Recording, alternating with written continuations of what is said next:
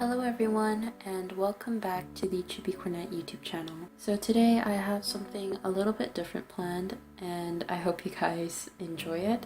I'm going to be talking about my mid-October favorites, and I realized that a lot of people leave this for the end of the month, and I was thinking about it, but then I figured a lot of the stuff that's made me happy this month are kind of horror and Halloween theme related, and I figured better to do it now in the middle of October where it's still relatable rather than at the end of October when everybody's like putting up Thanksgiving or like Christmas decorations. So yeah, I hope you guys enjoy this audio and the video. So first off, I'm going to be talking about my Netflix favorites that I've been really into. The first one is a cartoon show called Hilda.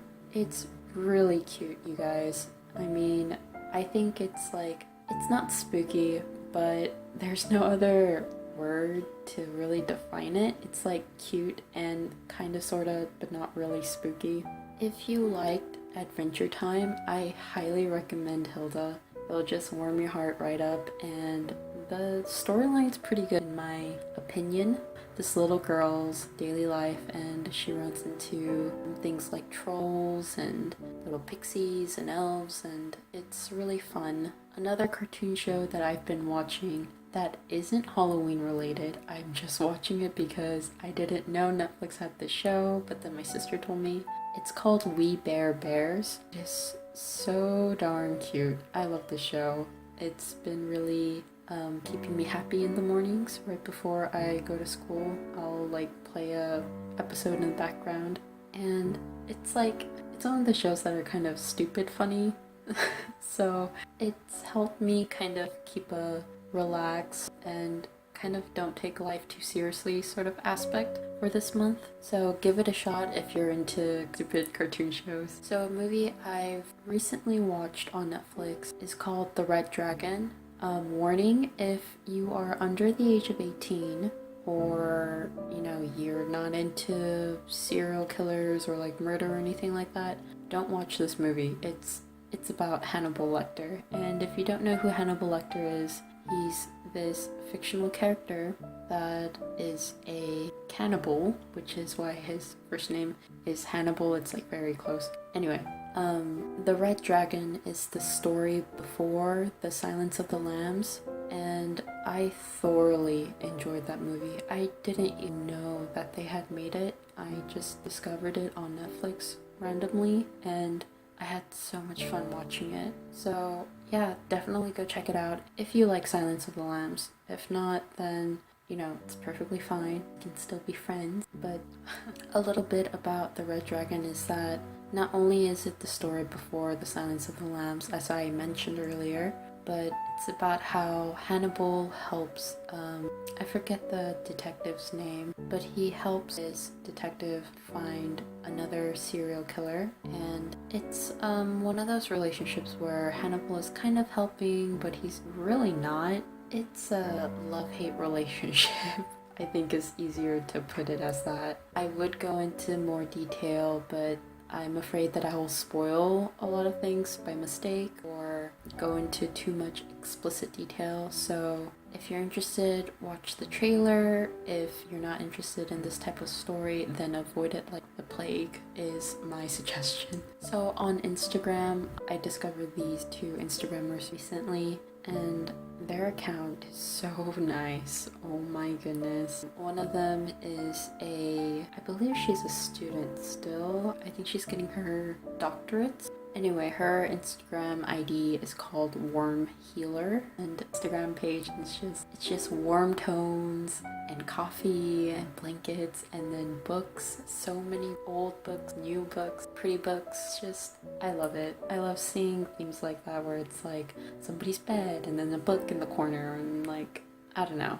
There's something about it, and I love the little text that she would write beneath I think most of her pictures. So definitely go check her out. If you want to, that is. If you don't want to, that's fine too. Another Instagrammer that I recently discovered is a person called, I could be wrong, but I believe her ID is Crime by the books. All one word, no space, obviously. But she solely posts pictures of crime novels that she's reading, and I am looking forward to this new book that's set to come out sometime next week, I believe. And it's I honestly don't know too much about the synopsis of the book that's going to be coming out, but this girl has already read it and she loved it, so I'm just gonna take a big old leap for it and just do what is it called? A leap of faith? Yeah, I'm gonna do that and try and get my hands on that book whenever it comes out. It's by an author called Sarah Bladel.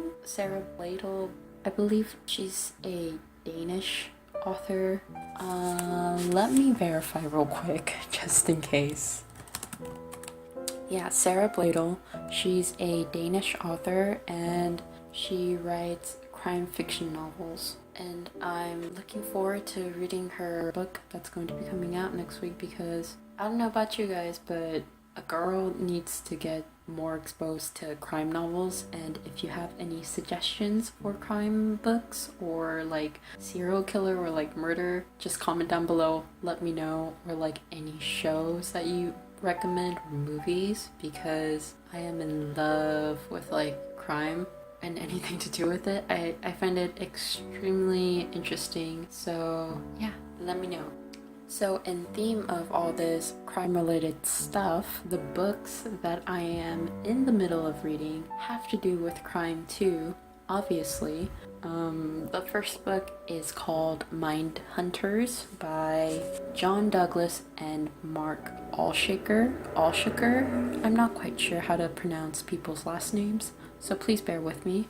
Mindhunters is a show on Netflix too, and it's based on actual serial killer cases that have occurred, so definitely not recommended for people who are weak of heart or weak of stomach, for sure. The show is very explicit. Even the books can be too. It's not a light read, that's for sure. I mean, for me, I can just read through it, be fine, and just be like, okay, well, all this stuff happened and they caught the killer or whoever. But if you get paranoid or scared easily, I would say to read something else. Or if you must read a crime novel, then read something that's fiction based. So the second book that I'm in the middle of reading right now is The Girl on the Train by Paula Hawkins. If you've heard of that title, it's because it's been made into a movie before. I haven't seen the movie, so I'm going into this just barely knowing the surface.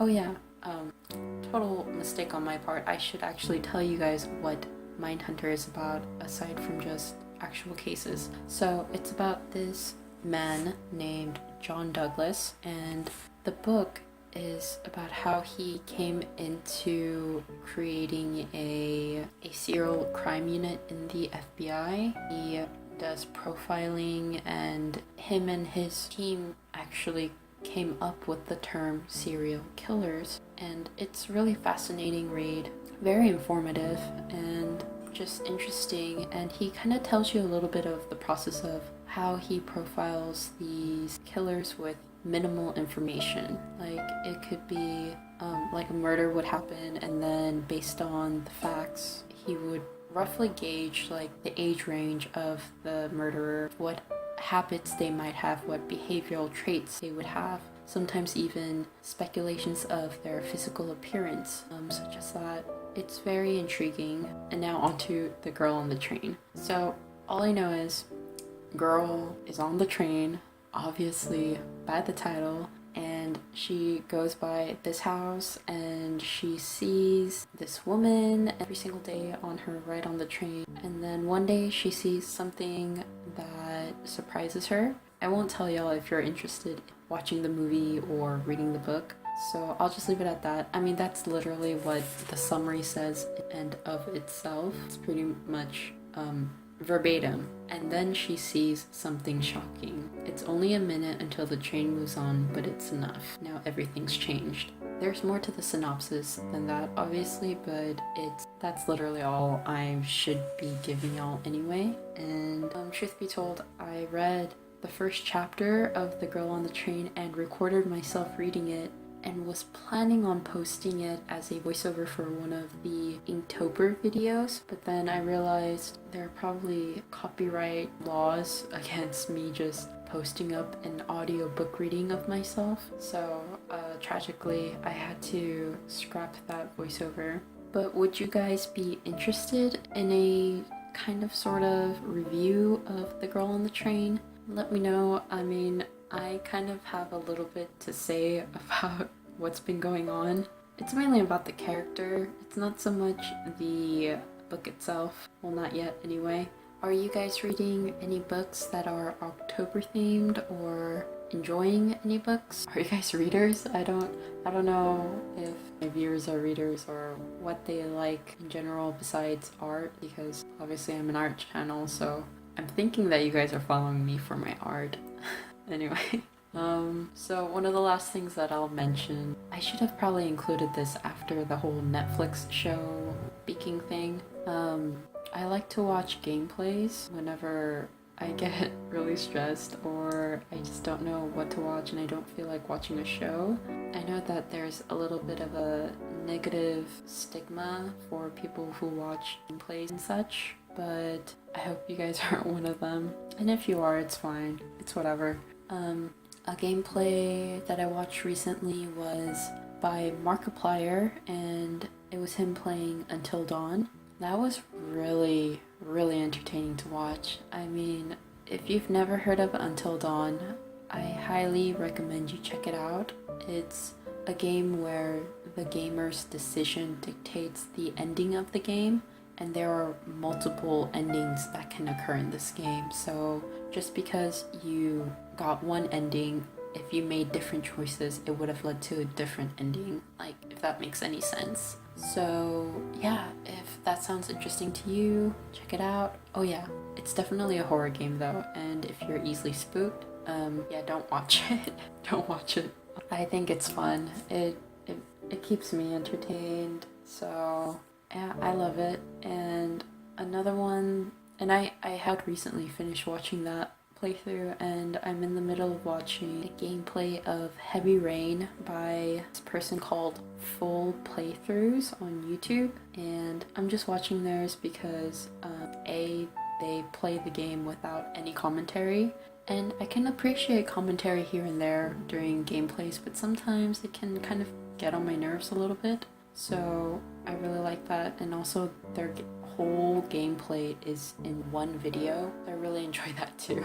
Heavy Rain is about trying to catch a serial killer who the police have dubbed the Origami Killer, and basically this killer will kidnap children, and then about 4 to 6 days later these kids will be found. They would have died from drowning in rainwater, and always in their hands there is a origami of some type of animal. So it's a story about a father who lost his child to the Origami Killer, and he's trying to find and save his son before it's too late. And you get to play as the father and also a private investigator and I believe FBI agent, if I'm remembering correctly. Really fun to watch. It's really fun. I really enjoy watching gameplays like this. And I think that's about it. Aside from me drinking more coffee and more teas than I probably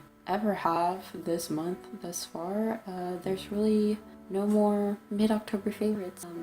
These are the things that have just been keeping me happy and helping me relax in between studying and going to school. I hope you guys really enjoyed this audio. Please let me know what your thoughts are. Did you enjoy this audio? Is it too long? Is it really boring? Do you hate it? Do you hate me? I don't know. Let me know in the comments down below. And yeah, I hope you guys enjoyed this video a lot. I personally enjoyed making this. I hope you guys enjoyed this video, and I hope you have a lovely day or night wherever you are. See you guys next time. Bye!